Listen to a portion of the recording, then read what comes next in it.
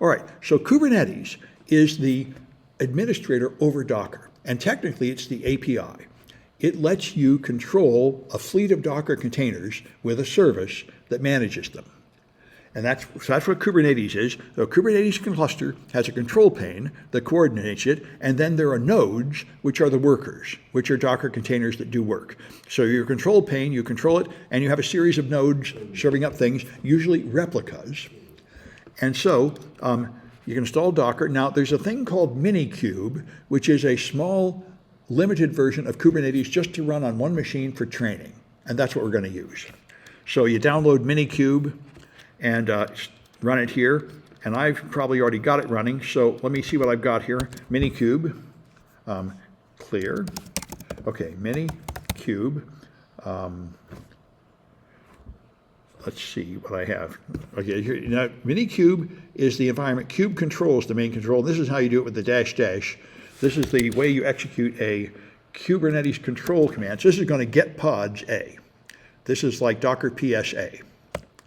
You're going to show me what my Minikube pods are, and it's giving me all sorts of nonsense. So I think Minikube is not running. I think I need to start it. So let's try that, Minikube.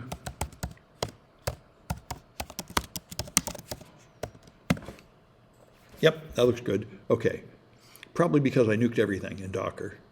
Everything is good, which is fine. I wanted to get back to, there's also a tool just to clean up your Kubernetes. Minikube, yeah, I don't, anyway, because I purged everything out of Docker, I would imagine that killed everything out of Minikube too, so I'll get it started again here. I'm not quite clear on the relationship. Oh, I've been using to run Docker containers on MacBook. Yes, Koleem is another one. There are competitors. There's also something called Docker Desktop, which people say is easier. This is just the most common one I'm doing. There are a bunch of others, and they're fine, but I'm just teaching the most popular one to get started. And then, of course, once you know that, you can try all the others. So there it is, creating Docker containers, okay. Yep, that's what I thought. Its container was missing. I probably nuked it with my Docker purge everything. That's a great idea. Yeah, this is what's really happening. This is why web servers are scalable and fault tolerant. And this is why when you deploy something to the cloud, you should never execute any commands in your cloud server. You just make a new image and push it up. That's, So you have all your tools locally? And yeah, you have a local copy, you make it work, and you just push it up. And if you want to change anything, you change your local copy and push up another version. You never go onto a cloud machine and fix anything. That's for amateurs. That's the way my stuff is. My stuff is a single cloud machine, and all these students are hacking in the same machine.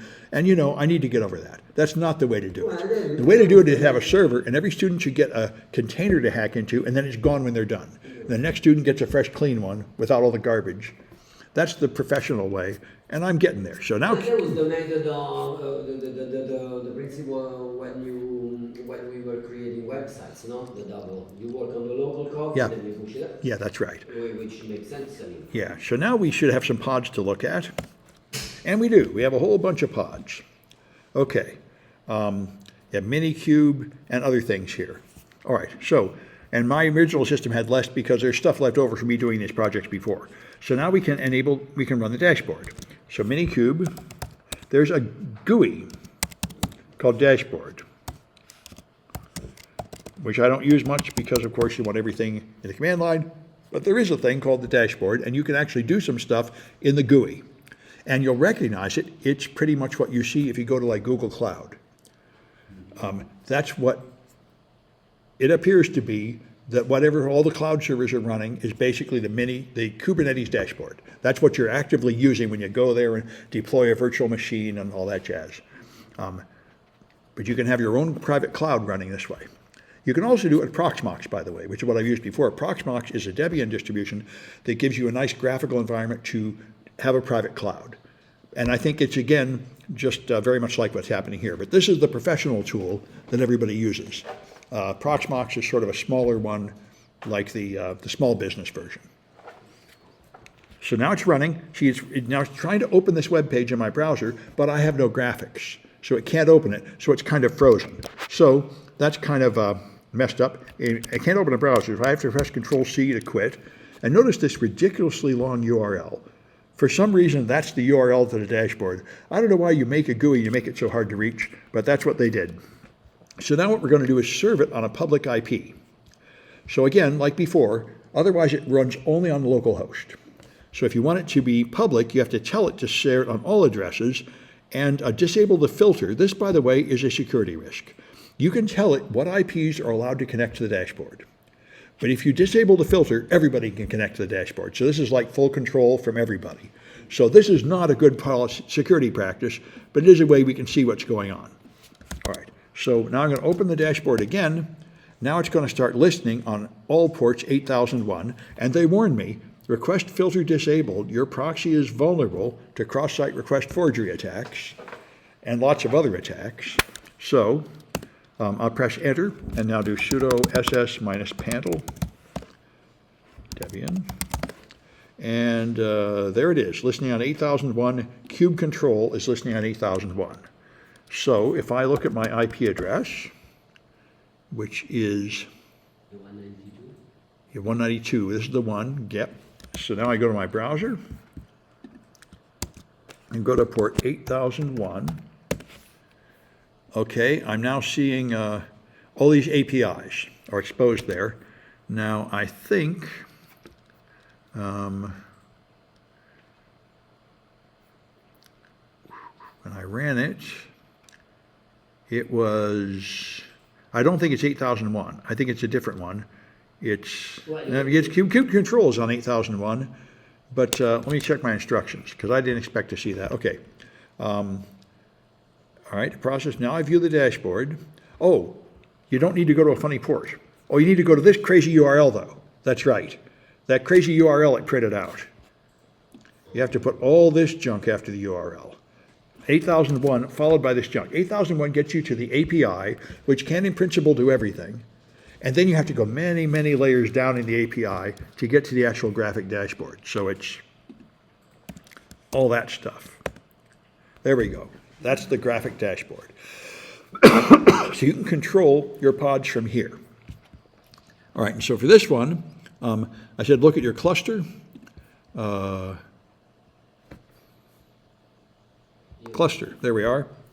And so now you see I've got a few things running. This is basically just a graphical image of the same thing I saw with the command line when I did show me my pods. All right, so that's the first little bit. Now, the next thing I can examine my cluster here. Here's the way to do it in the command line, which is basically the same thing. Whoa, I got two of them. Okay, and there you go. Here's a list of them. And the system is a whole bunch of containers, and the dashboard is a couple containers. And that's the thing. Whenever you're using Kubernetes, you have like a dozen containers all the time. And now that you know what containers are, you can see why it doesn't matter how many you have. They're small. There's not much to them at all. So you don't deploy something by putting a lot of services on one server. You just have a separate container for everything. That's more, then you can update it. You can make each one fault tolerant. You can adjust them one by one. This is more professional way to do things. Is to have everything, every application is typically a whole bunch of containers. All right, so now we're going to deploy an Echo server. We're going to do it here. We're going to download Kickbase Echo server, and we're going to call it Hello Minikube. That's a deployment inside Kubernetes. Didn't copy. Go here and copy. Okay, there we go. So that's going to create a deployment called Hello Minikube. That created a thing called a deployment. Now I can get deployments. I can see what's in here. I get deployments. Okay, and then I could look at pods and events. So there's one pod running now, Hello Minikube, and it added some kind of identifying number. And then events shows me a sort of a log of things. And it shows the most recent things at the top. So the last thing that happened was successfully assigned a name to Minikube, pulling the Echo server from an image server somewhere, and so on. It shows you all the steps, the log of things that have happened. And by the way, there's something called get all, which is pretty nice. Gives you a nice summary of it. Here's pods, services, and deployments, and a replica set. Yeah, so that's pretty cool. All right. And so I can look at workloads now in the GUI. Now I have a deployment, one deployment running, one pod running, and one replica set running.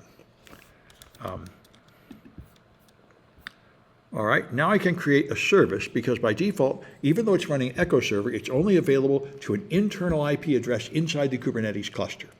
I have to expose that, and you do it this way. You expose the deployment on port 8080. And now you go public. Yeah, but it's going to be a few more steps than you'd think. Then I can get the services, and if I get services, I'll see all of them. And here's Hello Minikube. So it's on a cluster IP, and it's listening on this port, but it doesn't have any external IP yet. So it's still only available in the cluster. I have to do another port forward to get it out of the cluster. This port forward is what will move it out onto the real public addresses. So at the 8080, I had to expose port 8080, so it's listening on the pod on 8080, and then I have to forward into it from 7080. That's what this is going to do. And so now I should be able to open it on 7080. So if I go here, get this, and change that to 7080, now I get an echo back. Of every request echoes back. So the Echo Server is running, and I'm talking to it through the proxy into the Kubernetes cluster. Now my cluster only has one machine. So it's not a fault-tolerant cluster yet, but I've got a cluster with only one. However, to have a cluster that is really load balancing, you have to make a load balanced cluster. So first, these were balanced clusters, what happened here. So now we're going to make one. By default, this is something else, not balanced, but some other kind of cluster deployment that's created. This is a load balanced cluster. So that's this one, and load balancer. Okay. Let's start with those.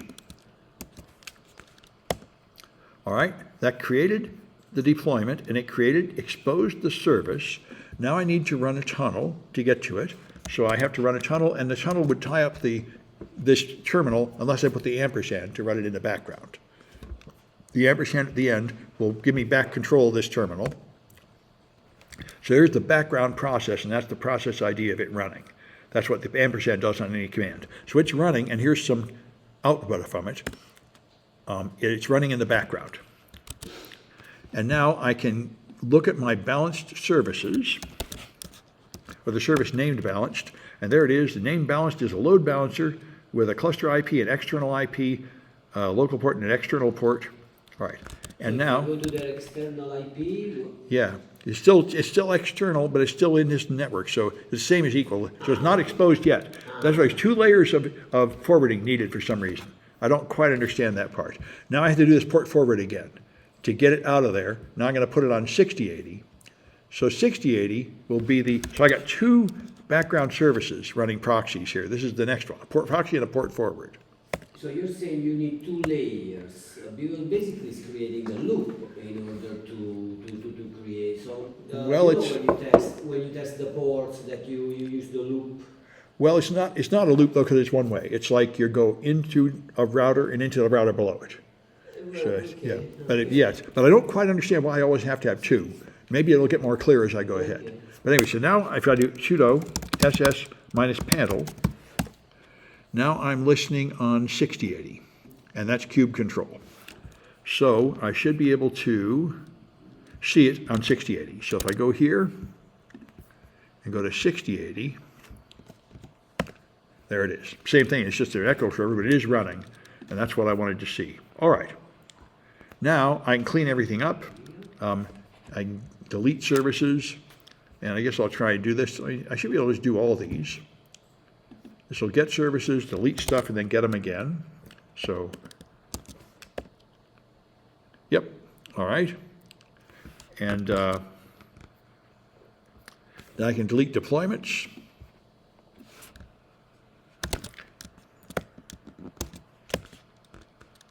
All right. And I can get pods, and they should all be gone. All right, now, by the way, if I want to get my background services, there is some way to list them. I forget, but you can use FG to bring them to the front. So if I do FG, one of them is in the front, I can hit Control-C, and then FG to bring another one to the front, and Control-C, and then FG to bring the third one to the front, I've started 3 proxies, and they were all running. And now, there's another one. I'll just keep going until I get rid of them all. Okay, finally, I got rid of them all. Those are all the leftover services from all the ones I've done. And now you can stop Minikube with Minikube Stop. So, that gets you more or less cleaned up. There's still some images I haven't cleaned up, but still, this pretty much cleans it up. All right. And, okay. And I think I'm going to stop there. There's another project after this, but that's enough for a while. That should get you started with the joy of Kubernetes, which I highly recommend learning. So then, so